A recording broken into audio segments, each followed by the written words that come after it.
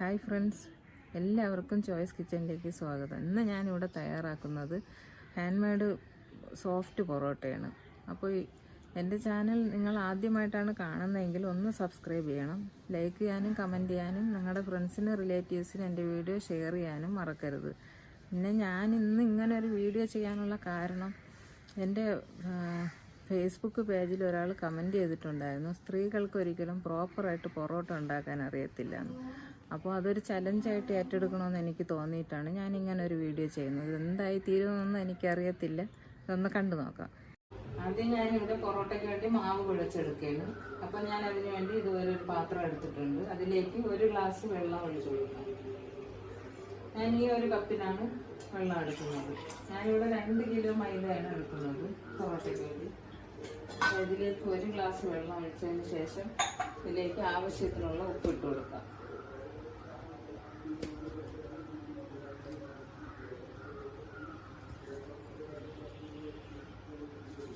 അതിൽ ആവശ്യത്തിന് ഉപ്പിട്ടതിന് ശേഷം നന്നായിട്ടൊന്ന് മിക്സ് ചെയ്ത് കൊടുക്കണം. ഈ വെള്ളത്തിൽ ഒരല്പം ഉപ്പൊന്ന് മുന്നിട്ട് നിൽക്കുന്ന വിധത്തിൽ വേണം ചേർക്കാനുള്ളത്.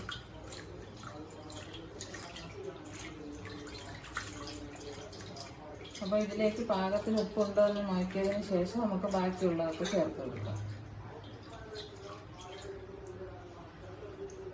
ഇനി ഞാൻ ഇതിലേക്ക് 2 ടേബിൾ സ്പൂൺ പഞ്ചസാരയും കൂടി ചേർക്കുകയാണ്. ഒരല്പം സോഡാപ്പൊടി കൂടി ചേർത്ത് കൊടുക്കുകയാണ്. നമ്മൾ വെള്ളയപ്പത്തിനൊക്കെ ചേർക്കുന്ന സോഡാപ്പൊടിയാണ്, അതും കൂടി ഇതിലേക്ക് ചേർക്കാം. ഞാനിതിലേക്ക് മുട്ടയൊന്നും തന്നെ ചേർക്കുന്നില്ല. മുട്ട ചേർക്കാതെയാണ് പൊറോട്ട ഉണ്ടാക്കുന്നത്.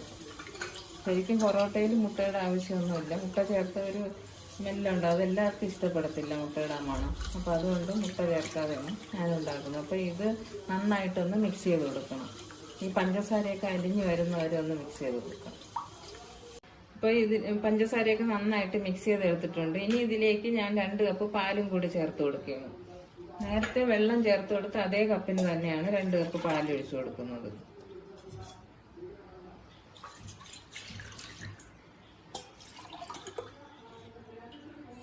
ഈ 2 കപ്പ് പാലും ചേർത്തതിന് ശേഷം നമുക്കൊന്നും കൂടി ഒന്ന് മിക്സ് ചെയ്ത് കൊടുക്കാം. ഇനി ഇതിലേക്ക് മൈദ ചേർത്ത് കുഴച്ചെടുക്കാം. ഞാനിവിടെ 2 കിലോ മൈദയാണ് എടുത്തിട്ടുള്ളത്. അത് ഇതിലേക്ക് ഇട്ട് കൊടുക്കാം. ഈ പൊറോട്ടയ്ക്ക് മാവ് കുഴയ്ക്കുമ്പോൾ എപ്പോഴും 2 കൈ ഉപയോഗിച്ചിട്ട് കുഴച്ചാലേ നല്ലൊരു പരുവത്തിന് കിട്ടുകയുള്ളൂ. ഇനി ഇതിലേക്ക് നമുക്ക് വെള്ളം വേണമെങ്കിൽ പിന്നീട് കുഴച്ച് വരുമ്പോൾ ചേർത്ത് കൊടുക്കേണ്ടതാണ്. ഇതൊന്ന് മിക്സ് ചെയ്തെടുക്കാം. അപ്പോൾ വെള്ളം ആവശ്യമുണ്ടെങ്കിൽ മാത്രം ചേർത്താൽ മതി. ഇതുപോലെ 2 കൈ വെച്ചിട്ടൊന്ന് കുഴച്ച് കൊടുക്കണം.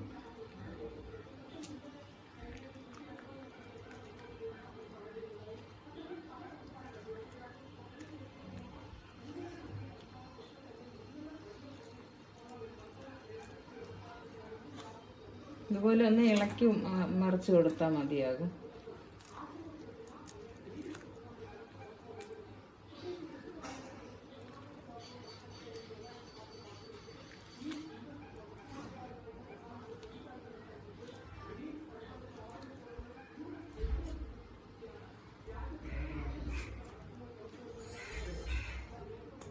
അപ്പോൾ ഞാൻ ഈ മാവൊന്ന് കുഴച്ചെടുത്തിട്ടുണ്ട്. ഇനി ഇതിലേക്ക് ഒരല്പം വെള്ളം കൂടി ചേർത്ത് കൊടുക്കേണ്ടതുണ്ട്. അപ്പോൾ ഞാൻ ഇതുപോലെ 1 കൈ വെള്ളം കൂടി ഇങ്ങനെ ഒന്ന് ഒഴിച്ചതിന് ശേഷം കുഴച്ചെടുക്കുന്നു.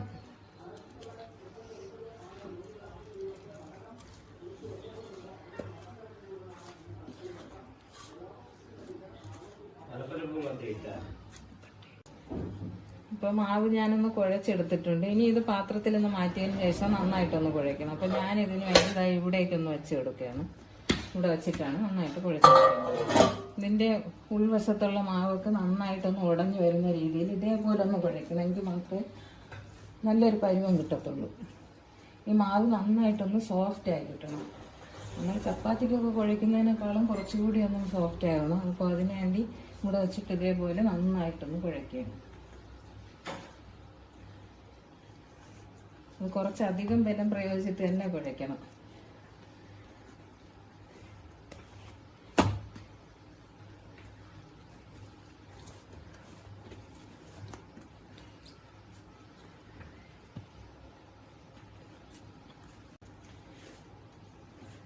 അപ്പോൾ നന്നായിട്ടൊന്ന് കുഴഞ്ഞു വന്നിട്ടുണ്ട്. ഇനി ഇത് നല്ലൊരു ഉരുളയാക്കി എടുക്കണം.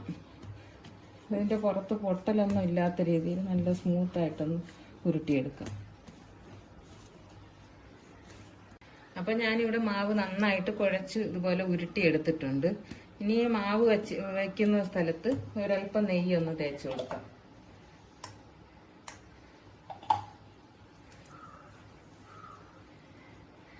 ഇനി ഇത് മാവ് ഞാനിവിടെ വച്ച് കൊടുക്കുകയാണ്. ഇനി ഇതിൻ്റെ പുറത്തും നന്നായിട്ട് നെയ്യ് തേച്ച് പിടിപ്പിക്കാം.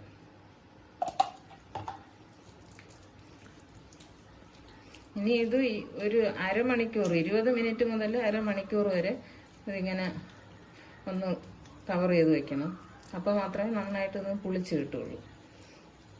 മാവ് നന്നായിട്ട് പുളിച്ച് വരുമ്പോഴാണ് നല്ല സോഫ്റ്റായി കിട്ടും. അപ്പോൾ അതുവരെ ഞാനിതൊരു നനഞ്ഞ തുണി കൊണ്ട് കവർ ചെയ്ത് വെക്കുകയാണ്. അപ്പോൾ ഞാനിനി ഇതൊരു നനഞ്ഞ തുണി കൊണ്ട് കവർ ചെയ്ത് വെച്ച് കൊടുക്കുകയാണ്. ഇനി ഇത് അരമണിക്കൂർ വരെ ഒന്ന് വെയിറ്റ് ചെയ്യാം. അപ്പോൾ ഞാനിവിടെ മാവ് കുഴച്ച് വെച്ചത് അരമണിക്കൂറായിട്ടുണ്ട്. ഇനി ഇതൊന്ന് ബോൾ പിടിച്ചെടുക്കണം. അപ്പോൾ ഞാനതിന് വേണ്ടി ഒരു കത്തി വെച്ചിട്ട് ഇതൊന്ന് കട്ട് ചെയ്തെടുക്കുകയാണ്.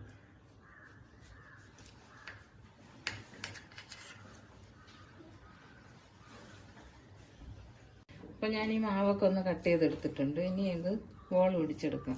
അപ്പോൾ അതിന് വേണ്ടി ഇതേപോലെ ഒന്ന് അകത്തോട്ട് ഇങ്ങനെ ആക്കി കൊടുക്കണം, ഈ തള്ള വിരൽ വെച്ചിട്ട്. പിന്നീട് നമുക്ക് ആവശ്യമുള്ള വലിപ്പത്തിന് ബോളാക്കി എടുക്കാം. ഞാനിവിടെ ഈ ഒരു വലിപ്പത്തിനാണ് എടുക്കുന്നത്. ഇതുപോലെ എല്ലാം ബോളാക്കി എടുക്കാം.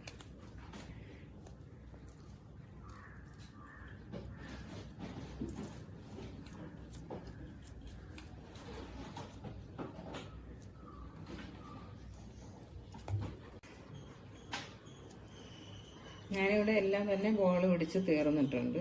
ഇനി ഇതിലേക്ക് ഒരല്പം നെയ്യോ ഡാൽഡയോ എന്തെങ്കിലും പുരട്ടി വെച്ച് ഒരു 20 മിനിറ്റ് കൂടി ഇനിയും വെച്ചേക്കണം. എന്നാൽ മാത്രമേ നന്നായിട്ട് പുളിച്ച് കിട്ടുള്ളൂ. അപ്പം ഞാനിനി ഇതിലേക്ക് ഒരല്പം നെയ്യ് പുരട്ടുകയാണ്.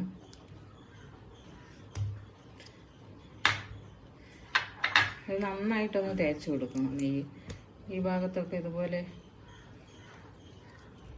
നല്ല സ്മൂത്തായിട്ട് വരണം.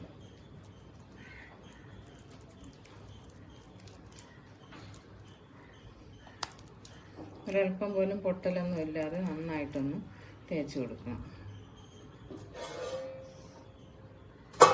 ഞാൻ ഇതുപോലെ ഒരു പാത്രത്തിലേക്ക് വെച്ച് കൊടുക്കുകയാണ്.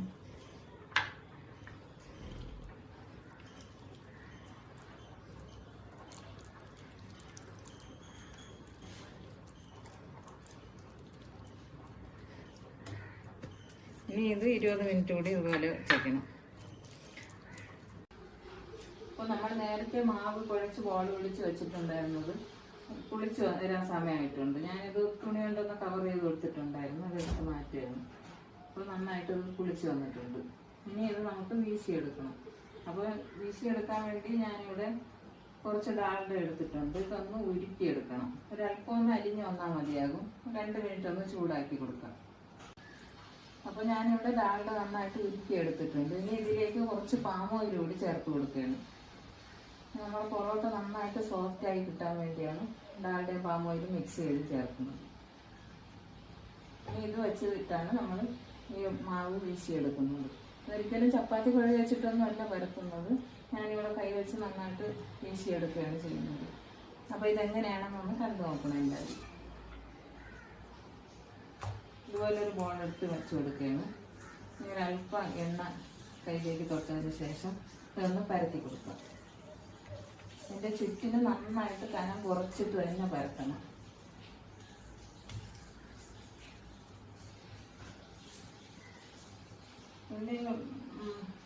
ഈ സെൻറ്ററിലായിട്ട് കുറച്ച് കനം ഇരുന്നോട്ടെ, അതിന് കുഴപ്പമില്ല. കനം ഉണ്ടായിരുന്ന മാത്രമേ നമുക്കിത് വീശിയെടുക്കാൻ പറ്റുള്ളൂ. അപ്പോൾ ഇതിൻ്റെ സെൻറ്ററിലായിട്ട് കുറച്ച് കട്ടിക്കാണ് ഇരിക്കുന്നത്. ഇതിൻ്റെ ചുറ്റിന് നന്നായിട്ട് കനം കുറച്ച് പരത്തണം. ഇനി ഇത് നമുക്കിതുപോലെ ഇടത് കൈ ഇതുപോലെ ഇതിന് മുകളിൽ വെച്ചിട്ട് ഈ തള്ള വിരൽ ഇതിന് അടിയിലേക്ക് വെച്ച് കൊടുക്കാം. വലത് കൈ ഇതേപോലെ നേരെ തിരിച്ചും വെച്ച് കൊടുക്കാം. വെച്ചതിന് ശേഷം ഇതുപോലെ ഒന്ന് വീശിയെടുത്താൽ മതി. അത് വളരെ എളുപ്പത്തിൽ തന്നെ വീശിയെടുക്കാൻ പറ്റും. എങ്ങനെയാണെന്ന് നമ്മൾ കണ്ടു നോക്കണം. എല്ലാവർക്കും ചെയ്യാൻ പറ്റും.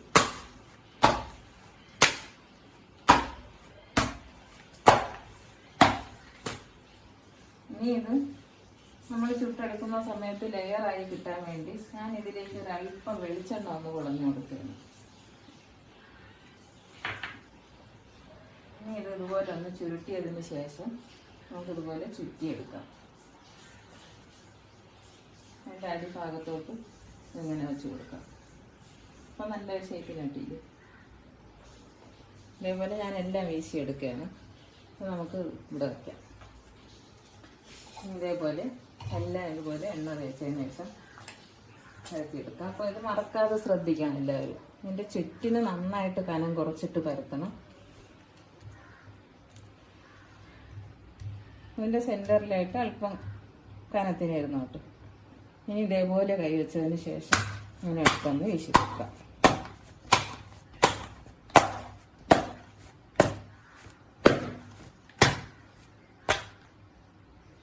ഇനി ഇതിലേക്ക് നേരത്തെ ചെയ്തതുപോലെ തന്നെ കുറച്ച് വെളിച്ചെണ്ണ ഇതുപോലെ ഒന്ന് കടഞ്ഞെടുക്കാം.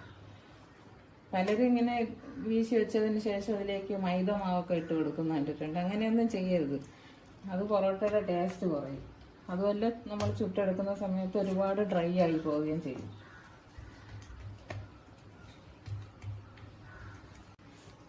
അപ്പൊ ഞാൻ ഇതെല്ലാം ഒന്ന് വീശിയെടുക്കുകയാണ് ഇതേപോലെ തന്നെ.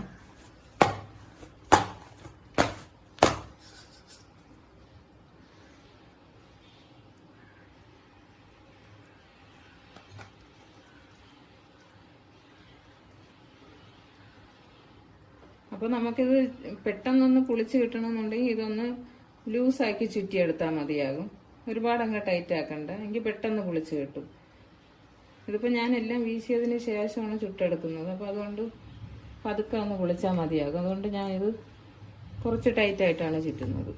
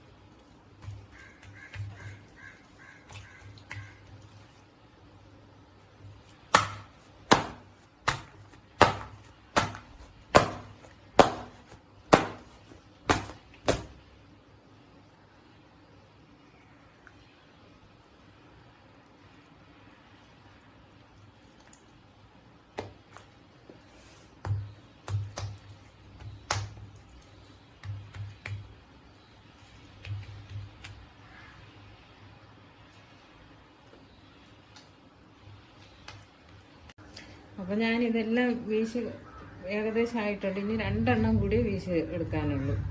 അപ്പോൾ ഇതൊന്നും കൂടി എനിക്കെന്തോ ഒരു പൂർണ്ണത വരാത്ത പോലെ ഒരു തോന്നലത്. അതുകൊണ്ട് ഞാൻ ഒന്നുകൂടി ഇത് പറഞ്ഞു തരാണ്. ഇതിൻ്റെ ചുറ്റിന് നന്നായിട്ട് കനം കുറച്ചിട്ട് പരത്തണം. ഇതിൻ്റെ സെൻറ്ററിൽ ഒരല്പം കനത്തിനും വേണം പരത്തിയെടുക്കാനായിട്ട്. ഇനി ഇതുപോലെ കൈ, ഇടത് കൈ ഇതുപോലെ മുകളിൽ വെച്ചിട്ട് തള്ളവിരൽ അടിയിലേക്ക്, വലത് കൈൻ്റെ തള്ളവിരൽ മുകളിലായിട്ട് ഇതേപോലെ ഒന്ന് പിടിച്ചതിന് ശേഷം ഓരോ പ്രാവശ്യം നമ്മൾ വീശുമ്പോൾ ഈ കൈ ഒന്ന് ഫ്രണ്ടിലോട്ട് മാറ്റി മാറ്റി പിടിച്ചു കൊടുക്കണം.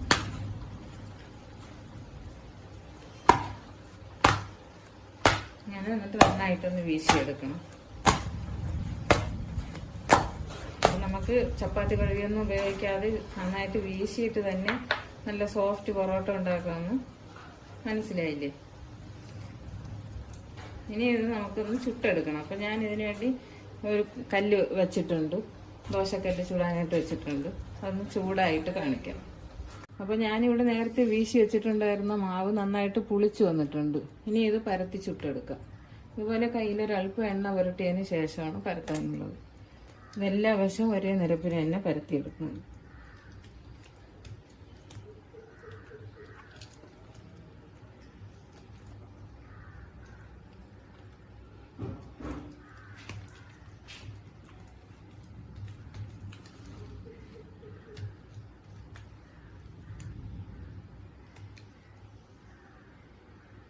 അപ്പോൾ ഞാനിവിടെ പൊറോട്ട നൈസായിട്ട് പരത്തി എടുത്തിട്ടുണ്ട്.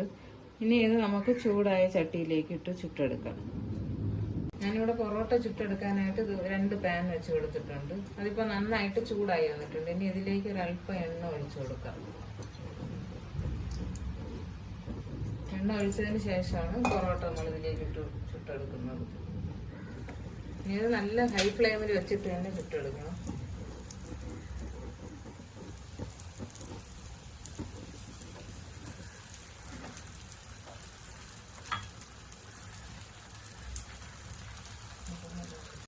ഇപ്പോൾ പൊറോട്ട ഒരു വശം ഒന്ന് കളർ മാറി വന്നിട്ടുണ്ട്. അപ്പോൾ ഇതിലേക്ക് ഇതിൻ്റെ മീതവശം കാണുമ്പോൾ അറിയാൻ പറ്റും ഒരല്പം ഒന്ന് വാടി വന്നിട്ടുണ്ട്. ഇനി ഇതിലേക്ക് ഒരല്പം എണ്ണ ഉടഞ്ഞു കൊടുക്കുന്നു.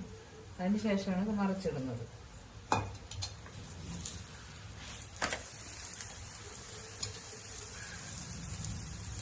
ഇനി ഈ വശത്തും കൂടി ഒരല്പം എണ്ണ ഉടഞ്ഞു കൊടുക്കാം.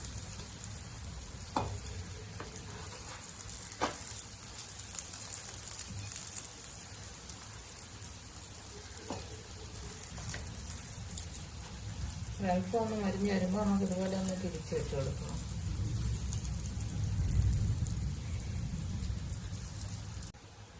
അപ്പൊ ഇത് ഇനി ഒരു അല്പം നേരം കൂടി ഒന്ന് തിരിച്ചിട്ടതിന് ശേഷമാണ് ഞാനിത് മാറ്റുന്നത് കല്ലിൽ നിന്ന്.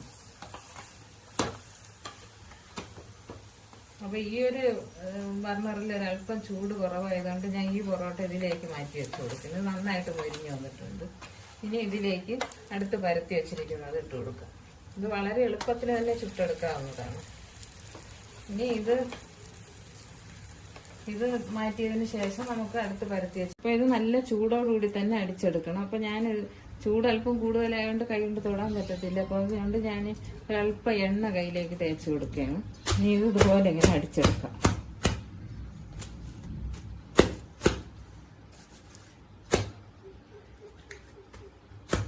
അപ്പൊ നമ്മുടെ പൊറോട്ട റെഡി ആയിട്ടുണ്ട്. ഇനി ഇതുപോലെ തന്നെ ബാക്കി എല്ലാം ചുട്ടെടുക്കുക.